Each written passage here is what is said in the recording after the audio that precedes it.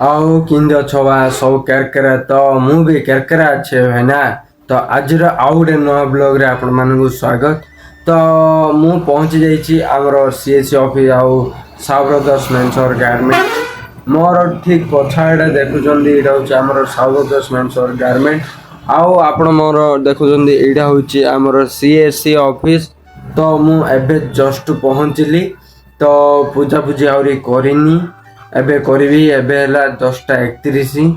ତ ଏଇଠି ଅଛି ଦେଖନ୍ତୁ, ଏଇଠି ଫୁଲ ଅଛି ଆଉ ଏଇଠି ତ ସବୁ ପାଣି ଅଛି।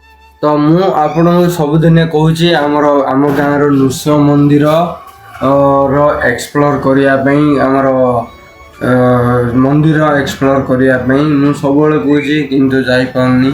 କାହିଁକି ନା ସେ ମାନେ ଯିବା ସମୟରେ ଆଗ କଷ୍ଟମର ପଳେଇ ଆସୁଛନ୍ତି ଆଉ କଷ୍ଟମରର କାମ ସରୁ ସରୁ ଲେଟ୍ ହେଇଯାଉଛି। ସେଥିପାଇଁ ବୋଲିକିରି ଆଉ ଯାଇପାରୁନି।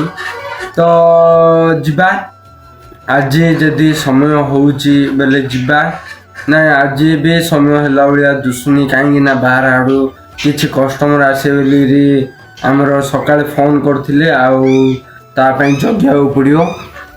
ଆଉ ତ ଦେଖିବା ଆଜି ଯଦି ସମୟ ହେଉଛି, ମାନେ 4ଟା ବେଳକୁ ଯଦି ସମୟ ହେଉଛି, 4ଟା 5ଟା ବେଳୁ ଯଦି ହେଉଛି ବେଲେ ଯିବା। 4ଟା 5ଟା ବେଳୁ ଗଲା ଆଡ଼ୁ ଆମର ସନଲାଇଟ୍ ଡାଉନ୍ ହେଇଯାଇଥାଉଛି। ତ ଆମର ସିଏସି ଅଫିସ୍ ସାଉ ବ୍ରଦର୍ସ ମେନ୍ସର ଗାର୍ମେଣ୍ଟରେ ଖାଇବାକୁ ଯାଇଥିଲି। ଖାଇରେ ଜଣଙ୍କର କମ୍ପ୍ୟୁଟର ଠିକ୍ କରିବାକୁ ଯାଇଥିଲି। କମ୍ପ୍ୟୁଟର ଠିକ୍ କରି ଆଇଲି ତ କେତେବେଳେ ମୁଁ ବଇ ଶୋଇ ପଡ଼ୁଛି, ମୁଁ ଆଉ ଜାଣିନି। ଏବେ ଉଠିଲି ଜଷ୍ଟ। ଆଉ ଏବେ ହେଲାଣି 6ଟା।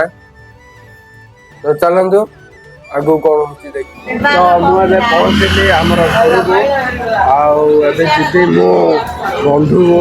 ତ ଦେଖୁଛନ୍ତି କେମିତି ପୁରା ମେଘ ପାଗ ରଖିଛି।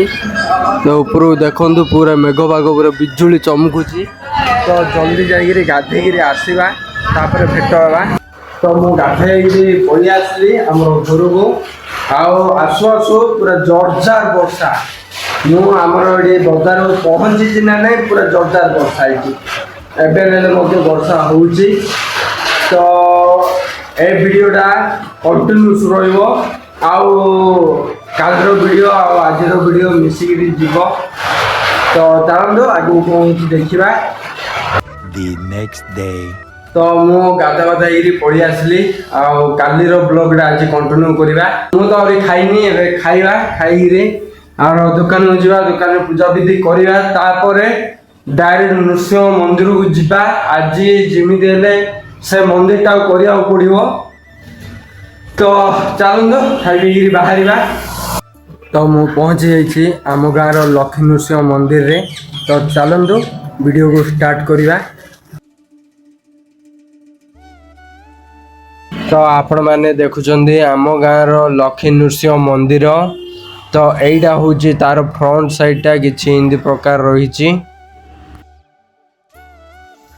ତ ମୁଁ ଯାଇଥିଲି ଆମ ଗାଁର ନୃସିଂହ ମନ୍ଦିରକୁ। ଆଉ ଭାଇନା ନଥିଲେ, ଯଦି ପୂଜାରୀ ତାଙ୍କେ ନଥିଲେ।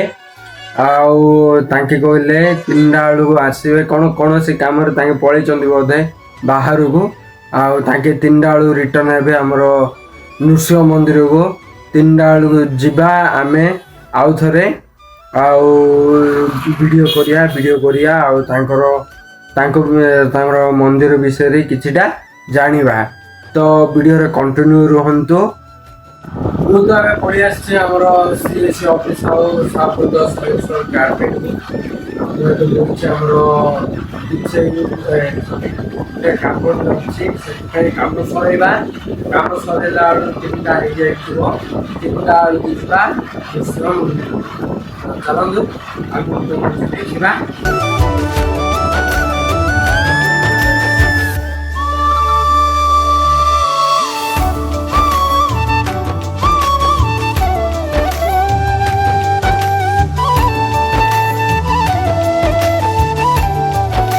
ତ 5ଟା ଅଧକୁ ମୁଁ ଯାଇଥିଲି ଆମ ଗାଁ ନୃସିଂହ ମନ୍ଦିରକୁ।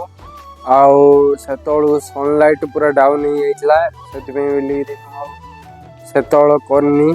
6ଟା ଅଧକୁ ଆମର ମାନେ ଆଳତି ସରିଲା ପରେ କିଛି ସର୍ଟ ନେଇଛି। ଆଳତି ସରିଲା ପରେ ମୁଁ ପହଞ୍ଚିଲି, ସେଥିପାଇଁ ଆଳତି ସରିଲା ପରେ କିଛିଟା ସର୍ଟ ନେଇଛି, ସେଇଟା ଅଲଗା ବ୍ଲଗ୍ରେ ଆସିବ।